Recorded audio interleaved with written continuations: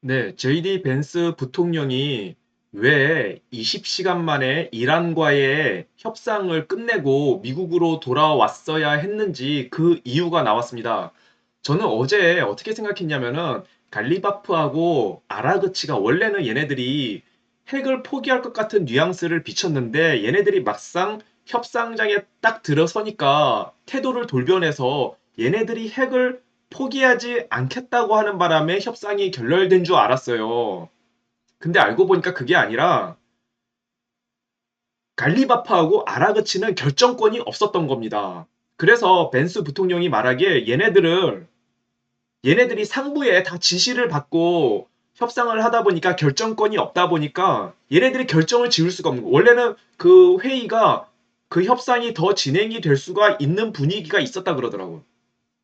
근데 얘네들이 더 이상 그 협상을 진행을 못하는 모습을 보다 보니까 아 얘네들을 다시 이란 테헤란으로 보내야 되겠구나 해서 자신들은 협상을 종결하고 워싱턴으로 돌아올 수밖에 없었다고 얘기를 하더라고요. 그 JD 벤스 영상 폭스뉴스하고 인터뷰한 영상을 보도록 하겠습니다. had some good signs, but they didn't move far enough. And so what we 자, 좋은 신호가 있었으나 그들은 협상을 더 이상 앞으로 진전시킬 수가 없었다고 합니다. decided is, you know what? Given that we don't think this current team and this current timeline is going to be able to make a deal, let them go. 그래서 JD 벤스가 딱 보니까 얘네들은 협상을 결정지을 결정권이 없는 것으로 보였다는 거예요. 위에 다 지시를 받고 결정을 해야 했던 것으로 판단이 됐던 겁니다. Go back to Tehran. We're going to go back to Washington, and that's where we are today. 그래서 갈리바프하고 아라그치 그 협상팀을 테헤란으로 돌려보낼 수밖에 없었고 우리는 워싱턴으로 돌아올 수밖에 없었다고 지금 JD 벤스가 말을 하고 있습니다. 그러니까 갈리바프하고 아라그치는 뭐 결정권이 없었다고 저도 알고 있었는데 갈리바프조차도 협상에 대한 결정권이 전혀 없었던 거예요. 다 위에 IRGC 이란 혁명 수비대 수뇌부의 말을 듣고 따를 수밖에 없었던 것입니다. 그 이란 혁명 수비대 수뇌부가 누구냐? 언론들이 이야기하는 사람은 이 세 사람이거든요. 자, 첫 번째 아흐마드 바히디 이란 혁명 수비대 총사령관 이 사람하고 그 다음에는 모하마드 바게르 졸가드르 이란 국가안보회의 사무총장이죠. 그리고 그 다음 이 사람 모후센 레자이 이란 최고 지도자의 군사 고문. 예, 요 세 사람이 실질적인 결정권자라고 하더라고요. 얘네들 허락을 받아야 했던 거예요. 갈리바프조차도. 그리고 또 뉴스에 나오는 얘기는 뭐냐면은 트럼프 대통령은 이란 측에 제시한 게 뭐냐면은 20년 동안 우라늄 농축을 금지해라. 요렇게 트럼프 대통령이 이란 측에 제시했는데 이란 쪽에서는 20년은 좀 심하고 우리 일단은 5년 동안만 우라늄 농축을 중지할게. 요렇게 트럼프 대통령 측에 다시 역제안을 했는데 트럼프 대통령이 이걸 거절했다고 합니다. 자, 지금 현재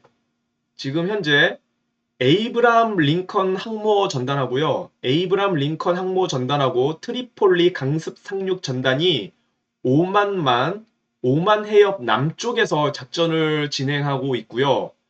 그리고 제라드 포드 항모 전단 요 세탁실이 불이 나가지고 지중해로 가서 수리를 받았지 않습니까? 요 제라드 포드 항모 전단이 수리를 다 마치고 이란 쪽으로 넘어오기 위해서 동지중해 쪽에 지금 머무르고 있다고 합니다. 곧 있으면은 이란 쪽으로 넘어올 거고요. 그리고 조지 H.W. 부시 항모전단이 며칠 전에 여기 지브롤터 해협을 통과해서 지중해로 들어왔다고 하는데 제가 정확한 뉴스를 보니까 자 여기 조지 H.W. 부시 항모전단이요. 서던 아프리카, 남아프리카를 지나가고 있다고 합니다. 자, 서던 아프리카, 남아프리카를 지나가고 있다는 것은 자, 원래 조지 H.W. 부시 항모전단이 여기 지브롤터 해협을 통과해서 지중해로 들어오려고 했던 걸로 알았는데 어, 여기 지부티 해협, 여기도 굉장히 좁은 해협이죠. 이란이 예멘의 후티 반군을 시켜가지고 여기 지부티 해협을 틀어막을 가능성이 있어가지고 요쪽으로 안 들어오고요. 요 좁은 수로에서 여기서 옴짝달싹 못하게 막혀버리면 그것도 골치 아프거든요. 그러니까 괜히 그런 위험을 감수하지 말고, 자, 여기 남아프리카, 여기를 지나서 이렇게 이란 쪽으로 넘어오려고 지금 현재 여기 나미비아 앞바다, 여기를 지나가고 있다고 합니다. 조지 W. 부시 항모전단이요. 그리고 82 공수사단이 2,000명이 추가 배치됐다고 합니다. 82 공수사단이. 예. 82 공수사단이 원래 4월 초쯤에 2,000명이 배치가 됐었는데 2,000명이 추가 배치된 거예요. 그러면 총 4,000명이잖아요. 4,000명이면요. 이거 완전한 1개 여단입니다. 그러니까 82 공수사단의 절반에 해당하는 병력이 지금 중동에 배치가 된 거예요. 굉장히 막강한 전력입니다. 그리고 박서 강습 상륙 전단이 11 해병 원정대죠. 트리폴리 강습 상륙 전단은 31 해병 원정대고요. 자, 여기 11 해병 원정대가 서태평양으로 진입을 했다고 하는데 저는 원래는 박서 강습 상륙 전단 11 해병 원정대가 4월 중순쯤, 그러니까 오늘이나 내일쯤에는 원래는 이쯤에 중동에 도착하기로 돼 있었거든요. 근데 알고 보니까 11 해병 원정단이, 자, 이거는, 자, 여기 11 해병 원정단이 훈련하고 있는 모습인데요. 자, 스페로 호크 리허설. 스페로 호크 훈련 리허설을 했다는 건데, 자, 스페로 호크 훈련이라는 거는 이게 공기부양정이거든요. 자, 요게 공기부양정인데 요 공기부양정에 경장갑차를 싣고 상륙작전을 하기 위해서 바다로 출항하는 그 훈련을 하는 건데 그 리허설 훈련을 했다는 겁니다. 리허설 훈련. 자, 이게 4월 8일 날 찍은 사진인데 퍼시픽 오션이라고 하는 거 보니까 아마도 하와이 그 섬 주변에서 훈련을 하면서 찍은 사진인 것 같아요. 그러니까 11 해병 원정단 박서 강습 상륙전단이 원래는 4월 중순쯤에 4월이 오기로 했는데 이렇게 시간이 늦어지는 거는 중간중간에 계속 훈련을 하면서 오기 때문에 시간이 늦어졌던 것입니다. 예. 훈련을 계속 하면서 오는 거예요. 지금 바로 중동에 도착하면은 상륙작전에 투입이 돼야 되기 때문에 충분한 훈련을 하기 위해서 조금 늦게 중동에 도착하게 된 것입니다. 아마 4월 말이나 5월 초쯤에 도착을 할 것 같아요. 지금 미국은 호르무즈 해협에 대한 봉쇄 작전에 들어갔죠. 그런데 이 봉쇄 작전이라는 거는 그 이란의 돈줄을 막기 위한 작전 아닙니까? 그러니까 시간이 오래 걸리죠. 시간이 굉장히 오래 걸려요. 이 돈줄을 틀어막는 것으로 이란을 굴복시키기까지는 시간이 너무 오래 걸린단 말입니다. 그리고 무엇보다도 지금까지 세계의 전사를 보면은 바다를 틀어막아서 적을 굴복시킨 예가 없어요. 그러니까 이 바다를 틀어막는 해양 봉쇄 작전으로는 솔직히 말해서 이란이 굴복을 안 할 거란 말입니다. 근데 트럼프 대통령은 아마도 6월 달에 월드컵을 하지 않습니까? 미국하고 저 멕시코 여기에서 월드컵을 하는데 트럼프 대통령은 분명히 월드컵 전에 끝내기를 원할 거고요. 이 전쟁을 할 수만 있다면 월드컵 전에 이 전쟁을 끝내길 원할 거고 늦어도 11월 중간 선거 전에 한 9월이나 10월쯤에는 무조건 이 전쟁을 끝내려고 할 겁니다. 트럼프 대통령은. 그런데 이 바다를 호르무즈 해협을 봉쇄하는 이 봉쇄 작전으로는 그때까지 전쟁을 끝낼 수가 없어요.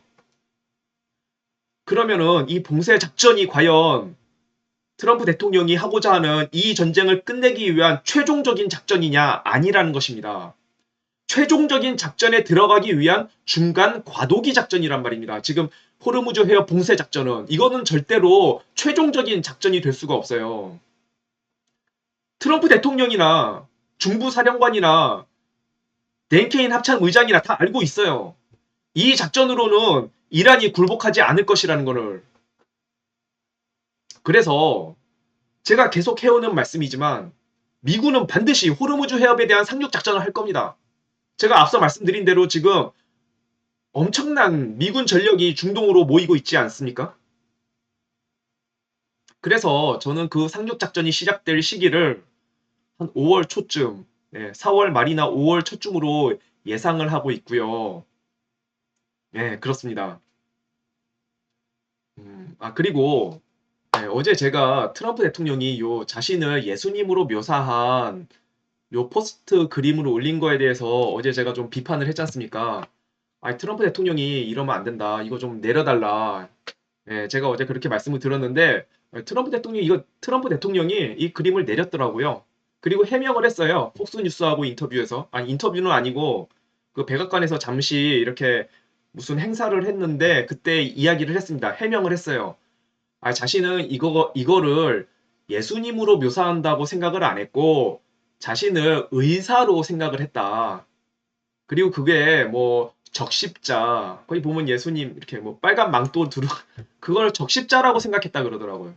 그 적십자하고 관련된 의사가 일하는 모습으로 생각을 했지 자신을 예수님으로 묘사할 의도가 없었다. 뭐 그렇게 해명을 했습니다. 그리고 그 포스트 그림을 내렸어요. 내리면 된 거예요. 저는 트럼프 대통령이 자신이 포스트 올렸던 거를 내린 거를 거의 본 적이 없어요. 아마 이렇게 내린 게 지금까지 두세 번이 안 될걸요? 예. 이렇게 내린 걸 올렸다가 내리는 모습을 제가 거의 본 적이 없습니다. 그러니까 트럼프 대통령이 자신의 고집을 꺾은 거예요. 그러면 된 거예요. 예, 저는 여전히 트럼프 대통령을 지지하고 존경할 겁니다. 예, 본인의 고집을 꺾지 않습니까? 잘못된 걸 알았을 때는. 근데 이재명은 고집을 안 꺾잖아요. 제가 어제 말씀드린 그 영상, 이스라엘군이 마치 팔레스타인을 고문하다가 옥상에서 밀어가지고 떨어뜨려 죽인 것처럼 묘사하는 그 영상을 아직도 안 내리지 않습니까? 이스라엘 외교부에서 일국의 대통령을 향해서 반박을 했잖아요. 그거 잘못된 거짓된 영상이다. 그리고 감히 홀로코스트를 언급해. 이스라엘의 외교부가 일국의 대통령을 향해서 반박 성명을 냈단 말입니다. 미친놈이에요. 아니, 그 정도 지적을 받았으면 내려야지. 왜 안 내려? 이재명. 정신 나간 사람이라니까, 진짜로. 반드시 보복이 들어갑니다. 트럼프 대통령하고 유태인들의 보복이 들어갈 겁니다. 이재명에 대해서. 정신 차려야 됩니다, 이재명. 자, 오늘 털시 게바드 미국 국가정보국장이 요 글을 올렸습니다. 자, newly declassified document exposed. 새롭게 비밀 해제된 서류들이 공개가 됐다는 것입니다. 뭐냐면은 Deep State Conspiracy, Deep State의 음모. 어떤 음모냐면은 2019년도 임피치먼트 스캠, 사기 탄핵을 조작하기 위한 딥스테이트의 음모를 보여주는 요 서류가 공개가 됐다는 것입니다. 2019년도에 그, 러시아 게이트가 있었죠. 트럼프 대통령이 러시아하고 뭐 내통을 했다는 그런 게이트가 있었는데 이게 다 사기라는 거며 어떻게 사기가 진행이 됐냐면은 어떻게 사기 탄핵까지 이게 진행이 됐냐면은 자, 요런 과정이 있었다는 것입니다. 세컨핸드 위슬블로어 어카운트. 뭐냐면은 간접 내부 고발자의 이야기가 먼저 있었다는 거예요. 그러니까 간접 내부 고발자, 직접적인 증거를 본 직접적인 내부 고발자가 아니라 그랬다 카더라.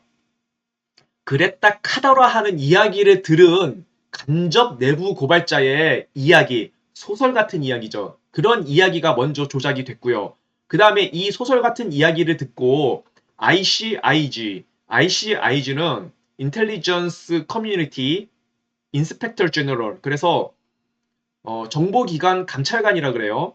그 정보기관 감찰관에 걔네들이 무기화되는 과정이 있었다는 것입니다. 이게 무슨 뜻이냐면은 이 소설 같은 이야기를 가지고 정보기관 감찰관이 그거를 가지고 의회에 트럼프 대통령을 조사해야 한다는 그 조사 요청서를 의회에 제출한 거예요.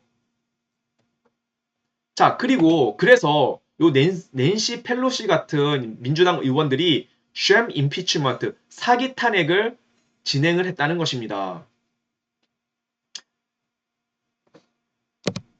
자, 미국의 부패한 딥스테이트에 대한 수사가 이제 시작이 될 거고, 이 수사에 뒤이어서 미국의 그 부정선거, 부정선거 수사도 곧 뒤따르리라고 예상을 합니다. 예, 감사합니다. 오늘 방송 마치겠습니다.